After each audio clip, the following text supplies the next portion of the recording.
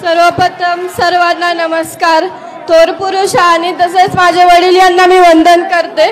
आणि आत्ताच माझ्या चाचाने सांगितलं की माझ्या वडिलांचा जन्म हा इथेच आनंद हॉस्पिटलमध्ये झालता आणि त्यांच्या म्हणजे माझ्या पणजीने त्यांचं नाव इथल्या संतोषी मातेवरून संतोष ठेवलं होतं.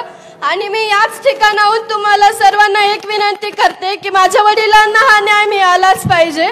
आणि तसंच तुम्हाला तर माहिती आहे त्यांची हत्या कोणत्या प्रकारे झाली आणि त्यांचा यात काही गुन्हा नसताना ते एक समाजसेवक असताना त्यांनी समाजासाठी इतके कार्य केले आणि शेवटपर्यंत ते समाजासाठी झुंजत होते.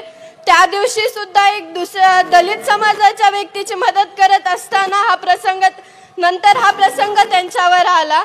ही जी आज वेळ माझ्यावर किंवा माझ्या कुटुंबावर आहे, ही वेळ कोणत्याही दुसऱ्या कुटुंबावर येऊ नये याची मी म्हणजे आपण सर्व याची दक्षता घेऊ.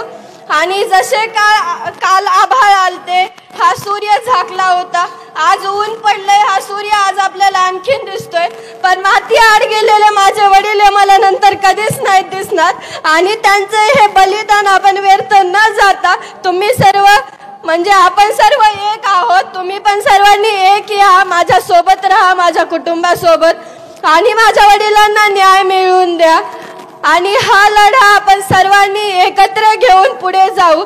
आणि जो हा अन्याय होतोय आज, हा अन्याय पुन्हा न होऊ नये म्हणून आपण या लढ्यात एकजुटीने एकामेकाच्या खांद्याला खांदा देऊन समोर जाऊ आणि माझ्या वडिलांना तसेच आपल्या सर्वांना न्याय मिळवून घेऊ. मी एवढीच विनंती करते की आज जसे तुम्ही मोठ्या संख्येने माझ्या सोबत माझ्या कुटुंबासोबत आहात, तसेच तुम्ही सदैव आमच्या सोबत राहा.